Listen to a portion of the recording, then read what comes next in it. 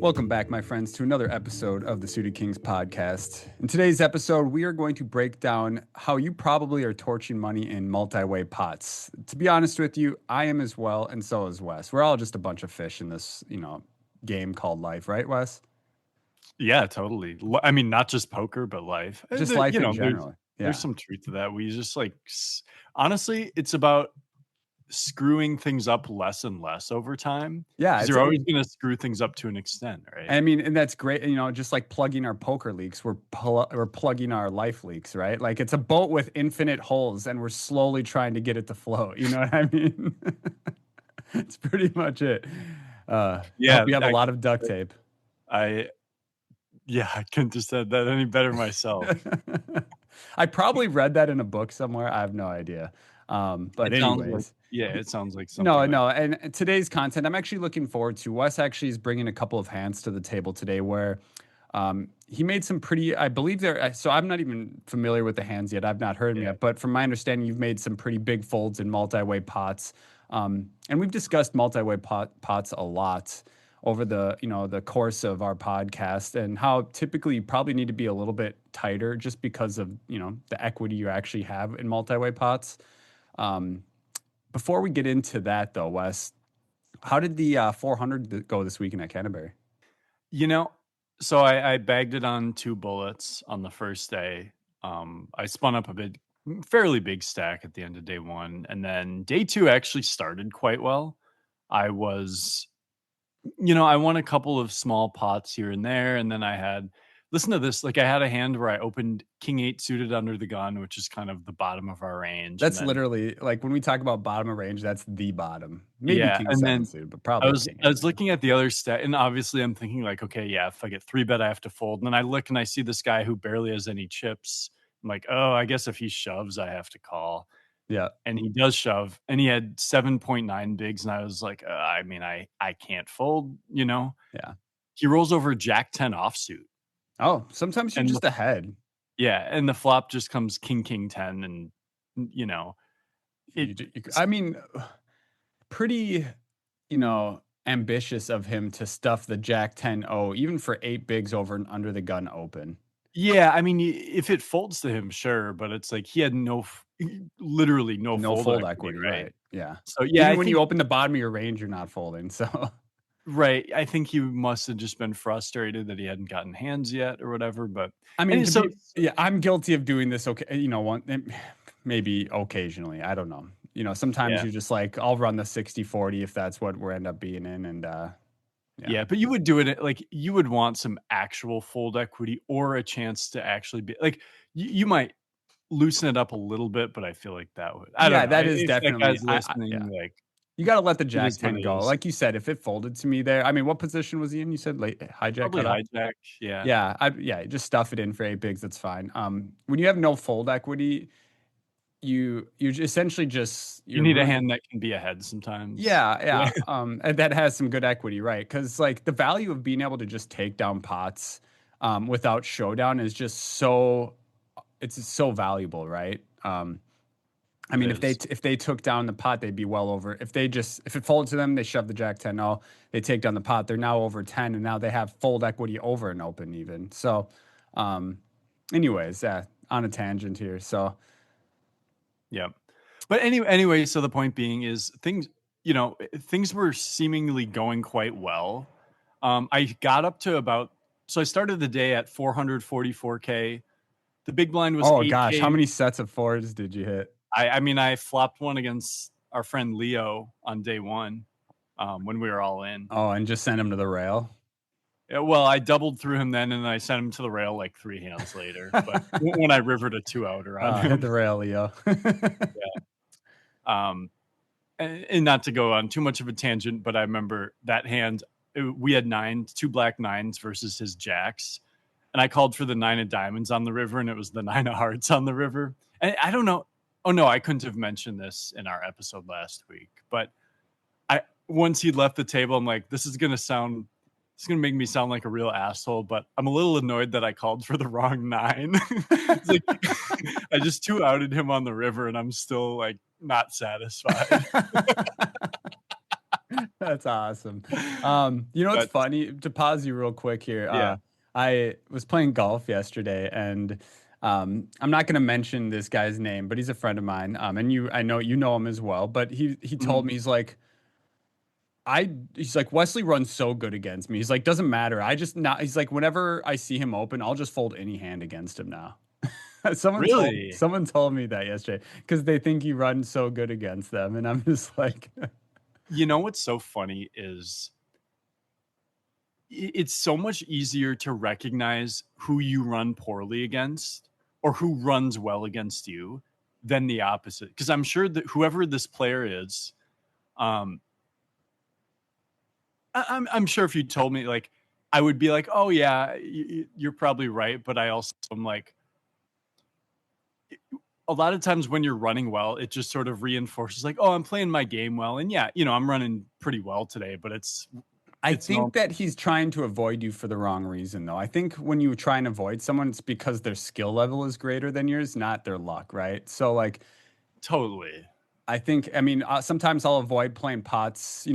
Say I have a marginal holding, I would most of the time open, or not most of the time, but I would open, on occasion in a spot. If I know someone behind me is good and going to, three bet me, lighter than normal or something like that, I'm just gonna avoid opening the spot and playing against them, or avoid calling their three bet just a little bit lighter, just adjust slightly just to play, playing out a position against someone better than me instead of just because I think they run better than me. Because Yeah. honestly, I don't think there's such a thing as like someone having just luck over me. You know what I mean? No, there's such thing as someone has run well against me, but Yeah. it's no indication that'll continue in the But the future. But beautiful thing about variance is that it goes both ways. You know what I mean? yeah, it comes around. Yeah.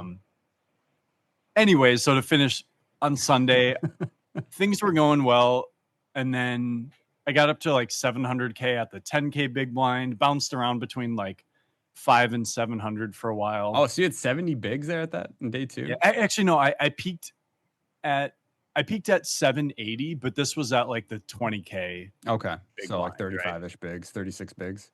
Yeah, because first break, I remember I had 600K coming back to 20, and then I won. I don't know. I won some pot or pots. I remember I had seven. Yeah.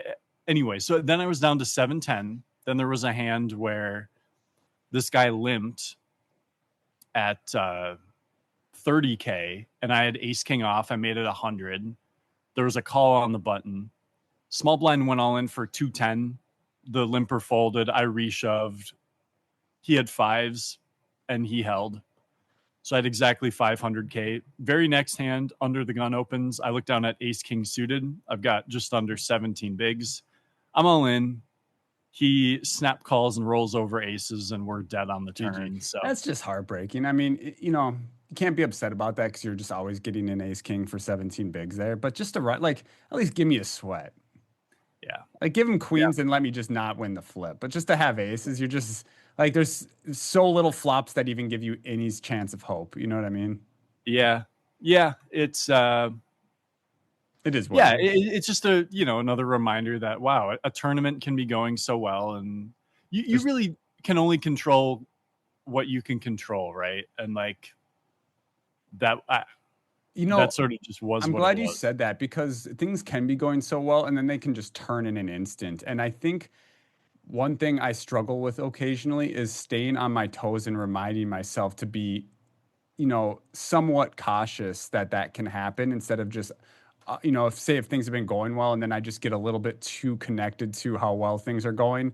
Um, I start trying to run more flips or whatever it might be. But like, yeah, of course, Juno jumps on my desk and I lost my concentration here. But anyways, yeah, I think it's always important. I guess my point is to stay cautious and realize even when you're running super good, to take a step back and understand that it could flip in a second and to be prepared and don't expect it to always go your way. I mean, I guess that's so obvious, but there's a deeper Yep. meaning there somewhere. Yeah, I think for if you're someone who doesn't play as many tournaments, it can feel like, oh, what could I have done to avoid this? And we'll sometimes you'll hear those sort of what could I have done here, and it's like nothing.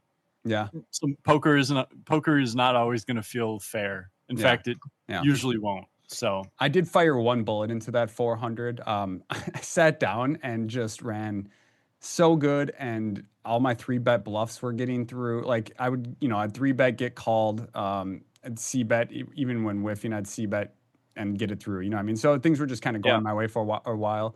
I ran up my 40K starting K up into 200K, um, and then about 20 from the money, I hit. And this is kind of going along with that last point is I was just too comfortable. And of course, I was getting a massage as I busted. okay, I was okay, a little too comfortable. Just I hate that.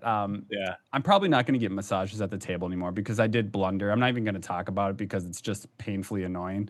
yeah, But anyways, I blundered on a hand, just on the river. To be honest with you, is where I blundered, but it cost me 60K of my 200K. I made a call when on a river that was just clearly a fold. So I flopped top pair. The river brought in some half the draws, but also an overcard, and I still called because he could have one of those missed draws. yeah, yeah. Um, and there was a ton in the pot, but not to justify it. My gut was screaming fold, and I didn't. So that ended up costing me a lot.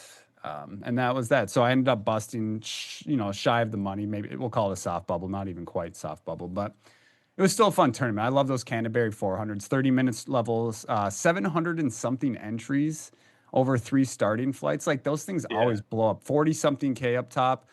yeah. And as much as I absolutely hate to I say his damn name again, congrats to Daniel Kennedy for winning the damn thing. Like I'm what? going to repeat what I said on Twitter. What the fuck? Yeah, like you know what? I have to give credit where it's due.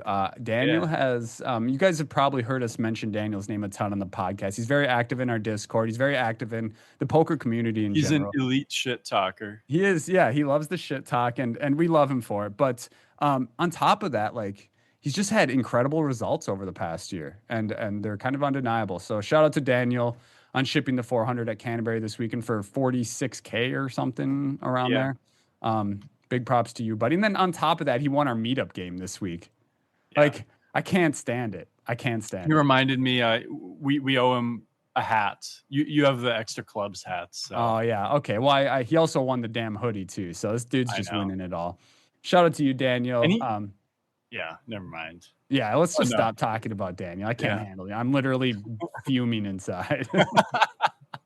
Let's get into some content. I wanna get into some poker strategy. I'm itching for it. So Let's do that. yeah, I'll let you take it away.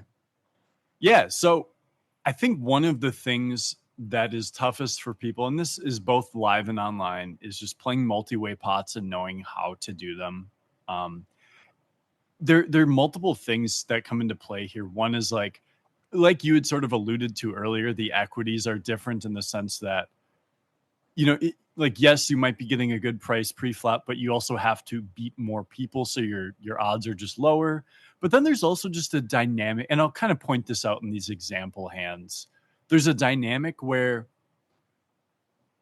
like, oh, if someone bet the previous street and then both players called, like, there's just multiple data points that you have to take into account. And unless someone is just not really a thinking player, this is going to change things a lot. And Yes, we'll well just said. get into the examples because it'll be a lot clearer. I think that's what you real quick though. I think that's really well put though. Like instead, I mean, especially if you're not a thinking player, you're just going to be in no man's land. But if you're even just a slightly thinking player, instead of trying to construct or deconstruct one player's range, now you have to do it for a multiple people. Yeah. Like on the turn, for example, when you have two people, say you're in a multi-way pot all the way to the river, and there was betting all the way, like we have to start dissecting what player A could have based on how the betting action went through all the way to the river, and then also what player B had. Player B could have a flush draw or some sort of draw where the other player could have top Mhm. pair or a set. Like it gets so much more dynamic, and you really have to be careful because of that. So, Yep. Yeah. So let's dive into the first one here. This is from the tournament at Canterbury. This is the day two. Big blind was 12K. So blinds are 6K, 12K with a 12K ante. We are, all three players in this pot. I don't remember how much the opener had, but me and the other guy had.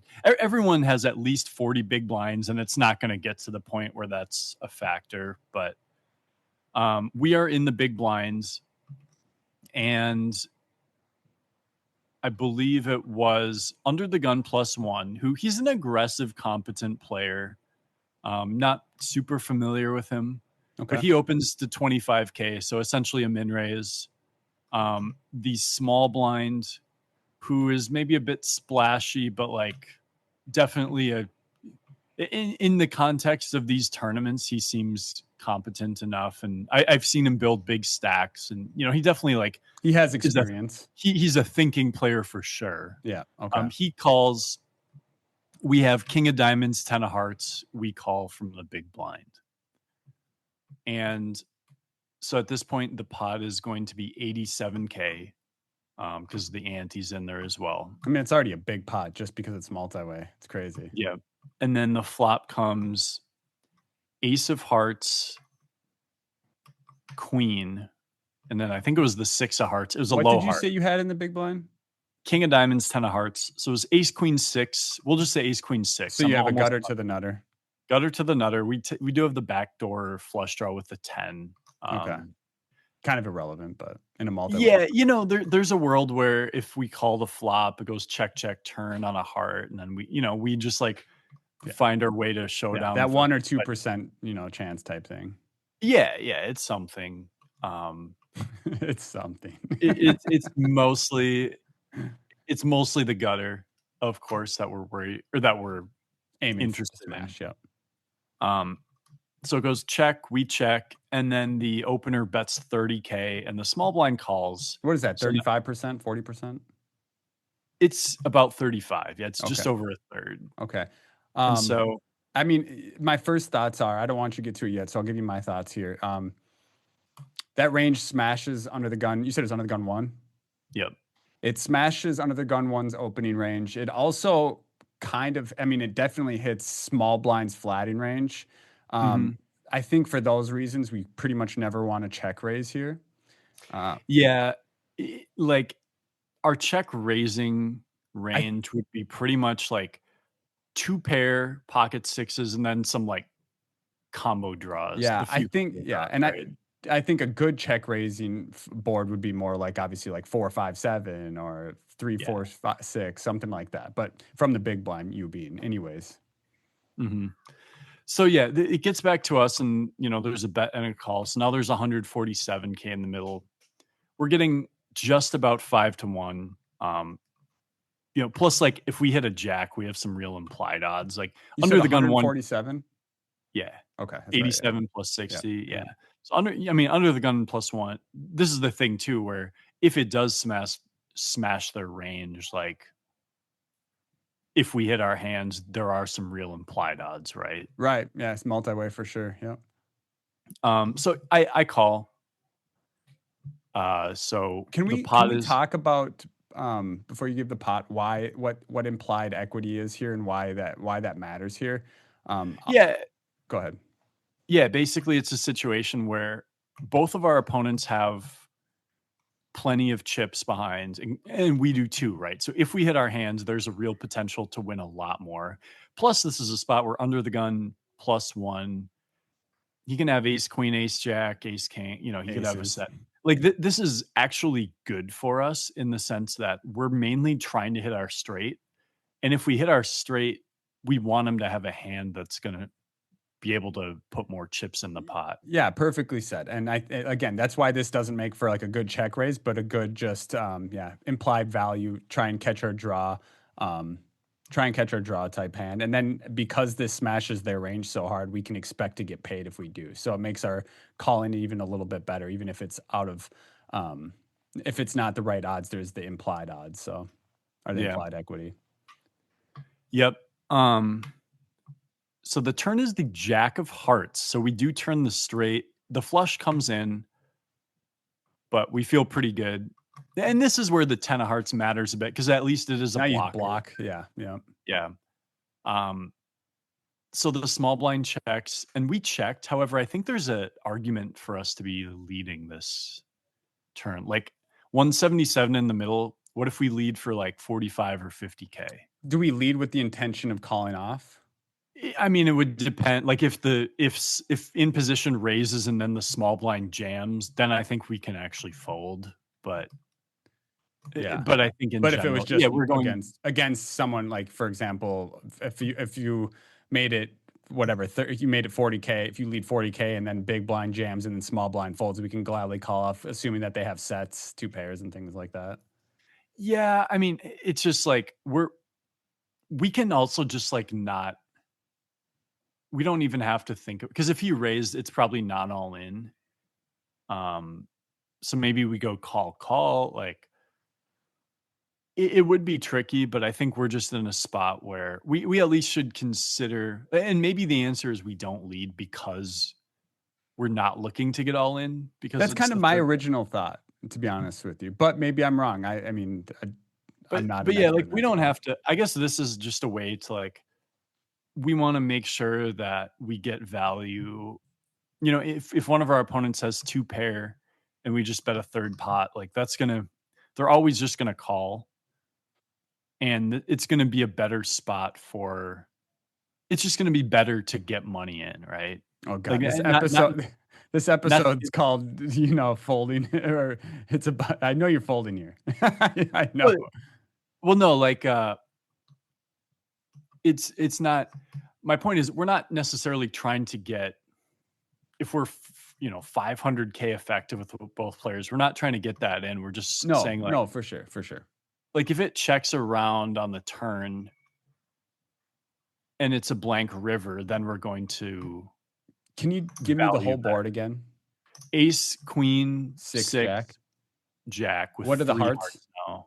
The queen is the non-heart. The queen is the non-heart. So there's still and we have the 10 of hearts. So the king and queen of hearts are unaccounted for.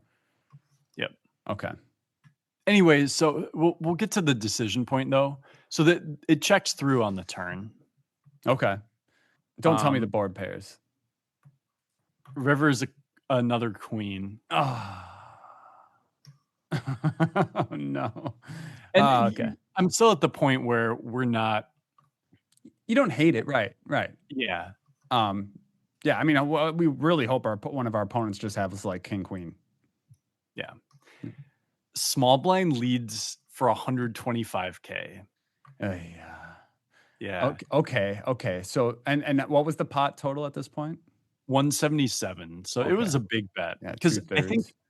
yeah. And I think in a spot like this, multi-way, man, I would expect if he had king queen or queen 10, something like that, I would expect him to bet, but probably like 65 or 70, Yeah, yeah. you know? Especially, yeah, with the three flush out there. I want to say that my initial gut thought was to call the 120, whatever it was, and then fold if under the gun jams Here's the thing or though. under the gun one.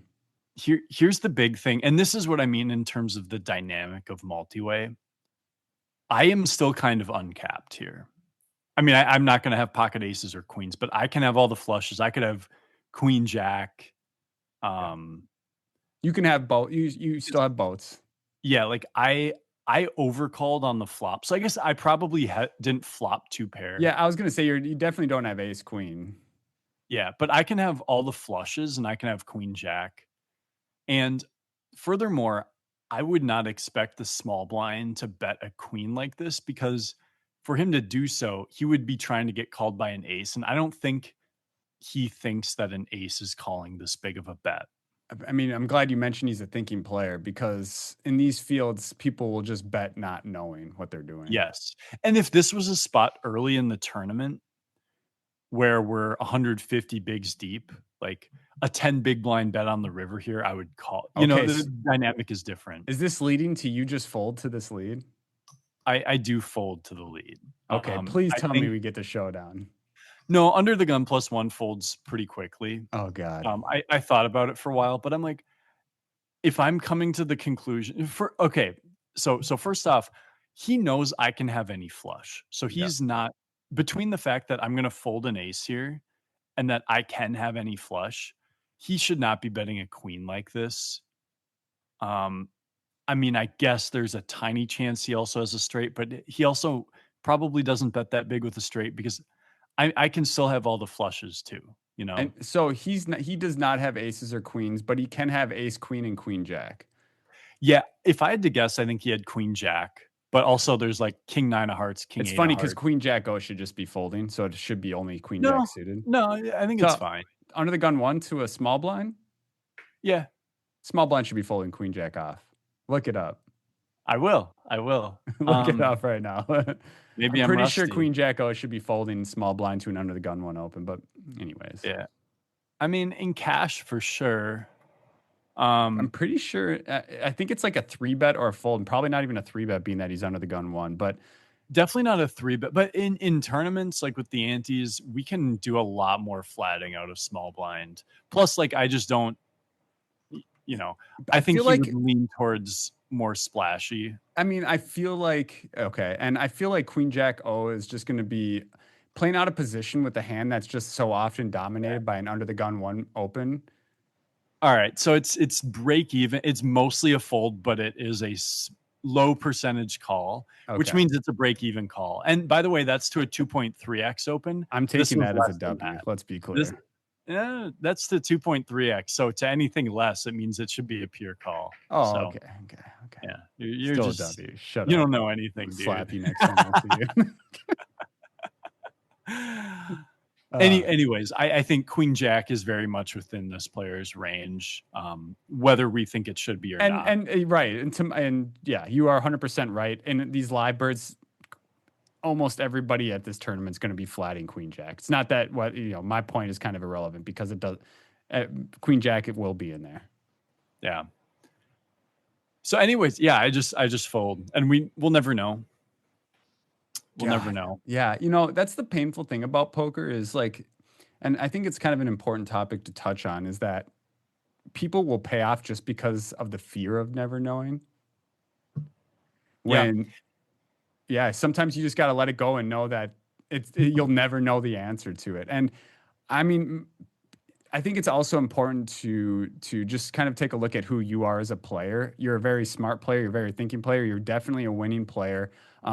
And even if this fold seems crazy to some people, I think you made it because of the right thought process going into yeah, it. So I mean, even if it was wrong, your thought process was correct, and that makes it a good fold in general.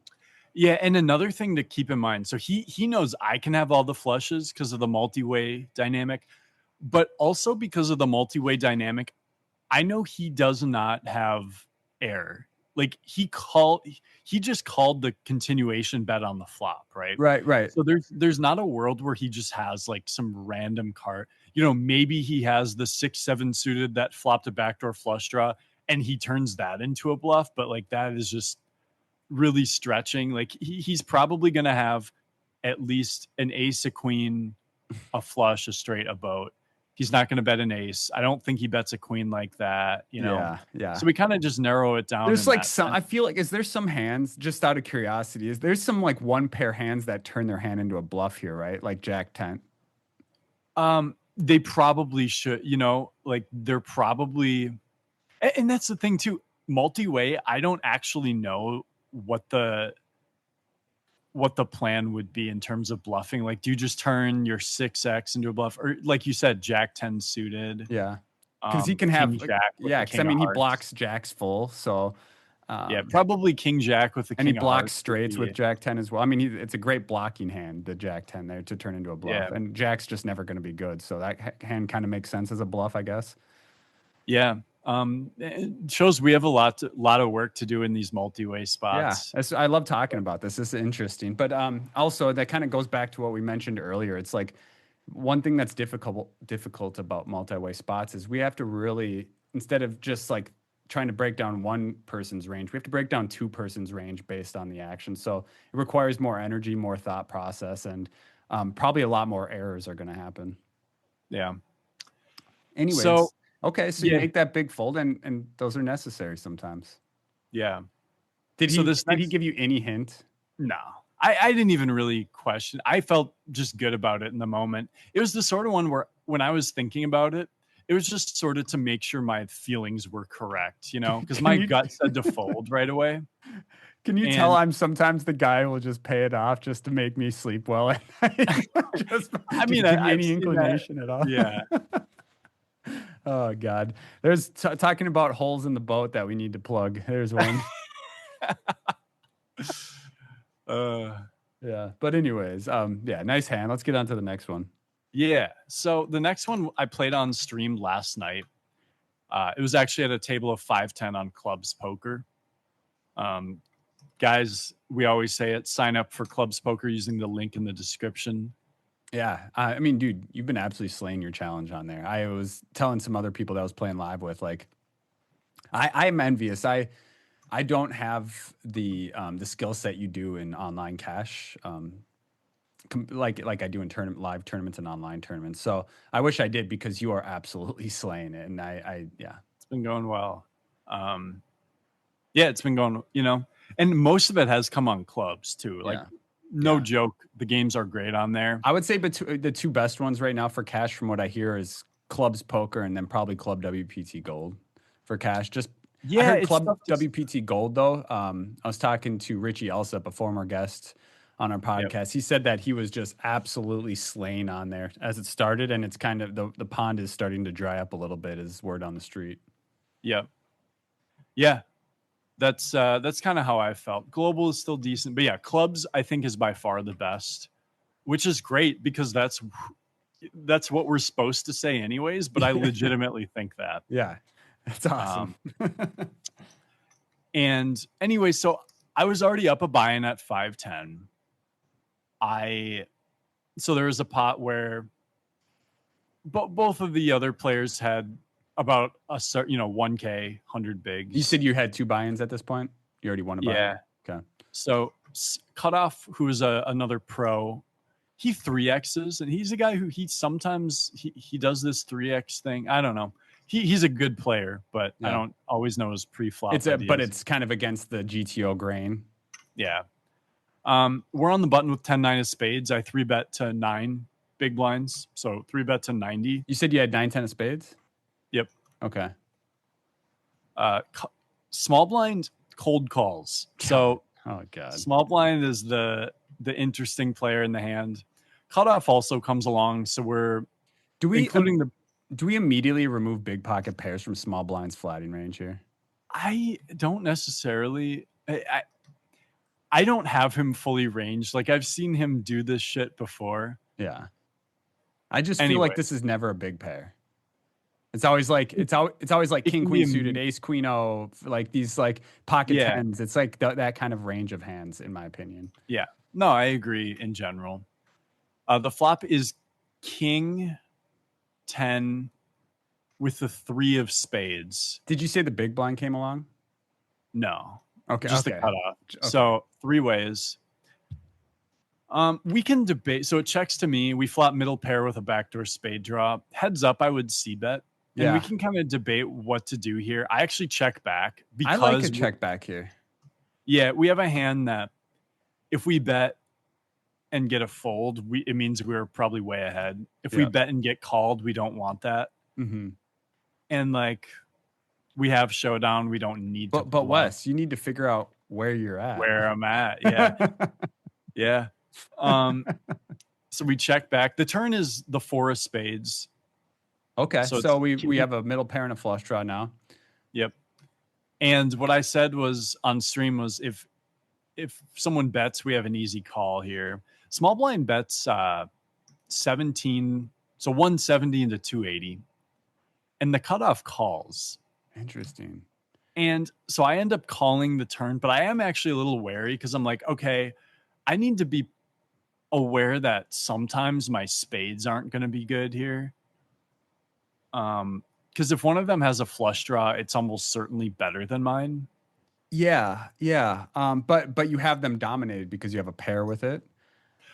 Well, I would have that hand dominated, but unless it has a king, but maybe not. But I'm already behind the other player too. Yeah. You know. Well, Probably. I mean, we're assuming that small blind has either like king jack suited, something like that, or Like it's unlikely they have the last combo of pocket tens, and they don't have pocket Yeah. queens. I think king queen makes sense. I think queen jack, Yeah, open or just ender. top pair, right? Yeah, or just Yeah. top pair. So as in draw terms, probably don't. I mean, king jack suited might have hit the bin pre-flop as well. So, it seems like an ace queen king queen almost specifically because either that or the last combo of pocket tens, and then pocket queens would have four bet pre probably. Yeah, I would think so. Okay, So, anyways, we do end up calling, and the pot is 70. So, pot is 790, and the other players big who pot. started with 1K, they have 740 behind. Mm-hmm. So, the river is the jack of spades. So, we river the flush. Oh no. Yeah. Oh no. You don't typically say that when you river the flush, but I already know where this is going. So small blind checks now, but the cutoff jams for almost full pot. Damn, and you let it go. I didn't say I let it go. Okay. Oh, I assumed you let it go. Okay. In the moment I said I kind of want to fold this, and I'll just give what happened. There's a time bank. I ended up calling, and the It, small blind called too. oh So the God. so the cutoff had the nuts. He had ace six of spades. Okay. Small blind had ace queen rivered the straight, and he had the queen of spades, which I think his call is bad Yeah, though. you still got to fold that hand there in the multi. Um, I mean that's a great spot to look at this as a multi-way spot. It's like when a hand like a strong hand, you got to just fold yeah. after And so seeing. here, yeah, so here's kind of why I called in the moment, and I don't really like it, but here's what it is it's like, first off, what combos can he's not going to have like queen eight of spades in this spot probably. So he's going to have like king queen of spades. The jack 10 and 9 are accounted for.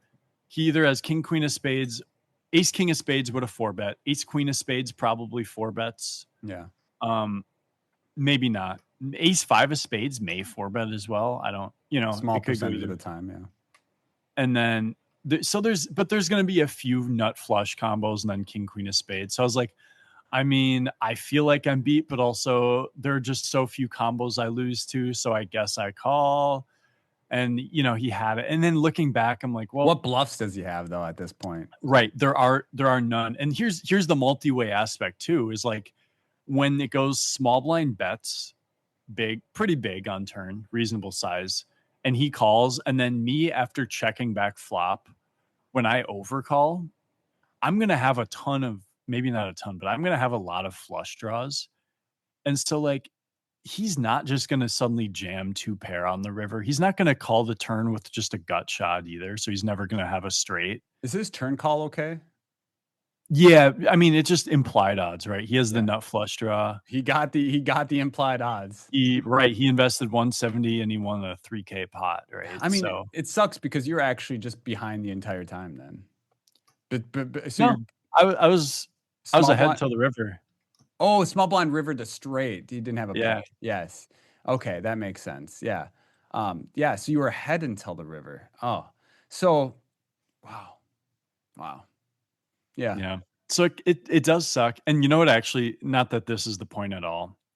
We'll talk more about call or fold on river, but I also realized if I bet small on flop, small blind calls with the gut shot, ace six of spades just folds. I mean, it's nothing on the flop. Yeah. Turn would go check, check. River would be his straight versus my flush. And So you we win would a stack massive it. pot. Yeah. Yeah. Yeah, that's disgusting. I mean, Uh, to be honest with you, if you do bet small again, you're probably right. He folds, but there's also a universe where if it's small enough, he floats with the backdoor nut flush draw. But yeah, I don't yeah, think so. maybe probably. I mean, you know better. You were in the hand, so yeah, it's funny how just the smallest things can change the massive outcome. So instead, it's just because you didn't bet small on the flop here. Um, you get taken to Pound Town, Yeah. where you would have gotten a whole nother stack and some. But I Yeah. mean, that's just gonna happen. You can't. Yeah, that's just gonna happen occasionally. Yeah. And that's not really the point because I think I like the flop play. The river, though, I think we actually can fold, as crazy as it Do you sounds. think And I, that if you had more time, you would have been able to find that fold? Because I mean, obviously, it's like we have to think now, like what combinations does he have value? Is there any value that he has that's worse than my current hand? The answer is no. Right, like, on the turn, he's not gonna just call 8-7 of That's spades exactly what I because was it's a thinking. naked 8 Yeah. high flush draw with 1 Yeah, on high the turn, draw. that was literally I had that exact thought. So if he has, like, the 8-7 of spades, that's hitting the bin on the turn. Mhm. Especially if I mean, if he's a good player, definitely. So, yeah. I think it's just yeah, I understand completely how it can be a fold on the river even though you made your hand, just because he has 0 bluffs by this point, and he's not overvaluing a worse hand. Yeah, he has 0 bluffs, and he knows that, like, I can have the nuts, like, if I called a river, it's almost always because I have a flush. Now, to be fair, small blind could also call as he did, and that, Mhm. that was the small blind was the more recreational player in the hand, but it was, yeah, it was one of those I wanted back, and, if the worst thing I do is river a flush and call off a jam, like, that's Yeah. not At one terrible. at a 1 SPR already, right? Correct, yeah. Yeah. I mean, yeah. No, I think obviously in hindsight it's way more clear as well, but it's something and this is kind of where I want to, implore, if that's the right word, to newer players to start taking these hands and thinking about them afterwards. Yeah. Yeah, You really need to so that when you find yourself in these situations in the future, you can make better decisions. absolutely. You know what I think we should do is we I think we've had some feedback at times saying if at the end of episodes we could give, like, a couple key points for people. Yeah. And Let's try and think of so because we've been there hasn't been, like, a specific thing, but I would say in multi-way pots, you you do generally wanna be more tight, yep. but also I would say the key takeaway is it takes so much more logic and thinking because there will just be spots and heads up pots where you can be like, well, this guy could just have nothing. In multi-way pots, like in that first one, the guy in the small blind, when he just called on the flop, he's never gonna just show up with nothing on the river. Yeah. Yeah. And The fact also, yeah, take that I mean, that's a lot of information, his flop call. I mean, yeah, essentially, it removes a ton of what his potential range could be because all the dust is just in the bin. yep. So, And his perception of my range too, when I also call the flop and then it checks through on the turn, he should know that I can still have a lot of flushes that way. yeah. So, like, you can gain so much more information if you're, like, in the whether you're the in the middle position or you're observing the in the middle person, like, there's just so many more logical connections you can make in these multi-way pots and Yep. really practice thinking that way, like, "Okay, well," because I think sometimes in heads up pots, you can be like, "Well, there's a world that this player just has nothing still." And multi-way, it's just so rarely that Well, so the whole everybody range at gets that point needs to tighten deconstructed. up then. So all of a sudden, if they're calling the flop and it's multi-way, it's like that should help, condense the range even more. Mhm. Yeah, I think that's a great point. So yeah, good takeaway. Just, be a little bit tighter. Also, make sure to be thinking about what both players have and what you're beating. You're going to have to make bigger folds in multi-way pots. Yeah, and Don't recognize just take that. Oh, don't just make bigger folds though. You need to make sure that there's logic behind it. yeah, and I'll quickly give another example. I was playing a tournament hand on Sunday where it was like hijack open, button called. I called big blind with 4-3 of diamonds, and the flop was ace deuce 4-1 diamond. It went check, bet, call. We called. We turned the 5 for the straight. Mhm. And no one's gonna have 6-3 here, so essentially the nuts. And I just lead for quarter pot and get called by both, and then the river is a blank, and we lead quarter pot again and get called by one of them, and we win. Yeah. And it's a sort of spot where, I for like that one quarter thing, on the river though. Sorry, hold your thought. Just because you're trying to get called by both of them again. yeah, or even by one, because the thing is, like, I recognize in that spot that when I lead here, it is so hard to have bluffs. Like, I could maybe turn a 4 into a bluff, right? But I recognize that I'm trying to get called that if I just bet, like, if I go what we traditionally think of polar in, like, overbet jam, I'm gonna get sets to fold, Yeah. probably. Yeah. Yeah. And We want to give those. Yeah. We don't want them to fold. exactly. And so, just spots where, um, and again, where my opponents start off by knowing I have something because I overcalled a flop of ace deuce four rainbow. Yeah. And so I would either have to be turning a pair into a bluff for a quarter pot, or I have like a straight or two pair or Yeah. something. So, Yeah. Yeah. um, I'll almost make it look like you're potentially overvaluing a hand that's worse than whatever they could have. yeah, and like just taking into consideration with your value bets that your opponents are probably aware that you can't just have air, Yeah. right? Yeah. So, Dude, thanks for bringing those hands to the table. I think those were two very interesting hands, and we should definitely do more multi-way stuff. I think I'll start saving some as well. I enjoy talking about this stuff because it's more dynamic. There's more to talk about. And when you have to start breaking down multiple people's hands based on the action and the board, it's just more interesting and fun. yes, I agree. Yeah, I have some memories of like I remember I played a hand with Umit and another fella. I can't remember what his name was, but I was it was a flop decision for all of my chips at a Canterbury tournament. I don't remember the action. This was probably 6 months ago, maybe even a year ago. I don't even know how long ago, but it was a board where there was a flush draw out there, top pair where he was cut off. I was button. Umit was in the big blind. I had ace jack. I remember that. It was a jack high board with two hearts.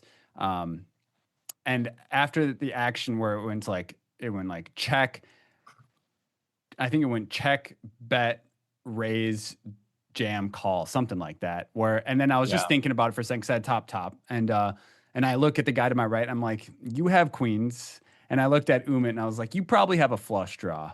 You're and right. uh, and and um, and I ended up folding the hand, and the old gentleman to my right had queens, and Umit had a flush draw, And but it was Umit got there. and Umit got there, yeah. But Umit actually had top pair with his flush. I had like queen Okay. jack of hearts. Okay. So yeah, it's just interesting. I guess the whole point of that story was just like the dynamics of multi-way pots and thinking about it through is just way more fun. Yeah. While Yeah. tooting my own horn at the same time for calling both of their hands. No, and I get that. I get that. It is, it makes you really think more. It feels, I don't know if pure poker is the right term, but it really, because it isn't just like a purely solved, and honestly, there are some solvers that are coming up with multi-way stuff, but like people still make so many big mistakes multi-way that Yeah. maybe they don't heads up. And it just makes you think. You use the logic, use the math, all that. I think it all starts with just being aware that if you're in a multi-way spot, it's going to be different than a heads-up pot, and start using that as your baseline. You know what I mean? And then Yeah. trying to be and know the baselines of that. You got to be a little bit more tight. You got to be a little bit more careful, et cetera, et cetera. So, and there's more implied value typically as well. Yeah. Dang, I had another thought I just wanted to bring up, but I cannot remember where I was going to go with it. Yeah. Anyways, well, any last thoughts on that before we wrap this up here, Wes? I have no more thoughts on that specifically. Yeah. I do have thoughts, but we could go forever. We So definitely could. Well, guys, hope you enjoyed this episode in Multi-Way Pots. A few things I want to bring up. First off is if you're listening to this on Spotify or Apple, we would greatly appreciate, or even YouTube, we would appreciate a subscription, subscribe, a thumbs up. But if a you're on Spotify, follow, yeah, follow on Spotify. yeah, on Spotify or Apple, please give us, a 5-star rating if you're enjoying this podcast. That helps us get to the top of searches when people search something like poker strategy podcasts. We'd appreciate that 5-star because that helps us get to the top of that list when someone's on their drive to a poker game and they want to get, warmed up a little bit. So we appreciate all your guys' support so far. It's been really just awesome to reflect on. So thank you so much for that. Secondly, our Patreon. We have content, videos every week. Wes has been dropping them like a madman. He's been doing 2 to 3 a week. Where if you enjoy the way Wes and I teach, and specifically Wes lately, make sure to join our Patreon. $15 a month, and it's essentially one of the cheapest ways you can improve your game, in my opinion. So make sure to check that out. Links in the description for that. We also have our hoodies, which, the shirts, hoodies, and actually we have a new camo design that we are going to be talking about this week with the awesome people over at Tilted Compass. So make sure to stay tuned for the new design. It's some sort of camo hoodie, which I'm looking forward to. I love camo gear. So shout out to Tilted Compass for doing the collab with us on the Suited Kings gear. If you haven't gotten any of that merch yet, check the link in the description for that as well. How many times, Wes, do you think I've said link in the description over our podcast? I'm going to go with 283. It's probably close. Honestly, Yeah, it's probably around there. That's a good line. But yeah, guys, thanks again for taking the time to listen. We will have our next meetup game. When is that, Wes? That'll be next Tuesday, September 30th.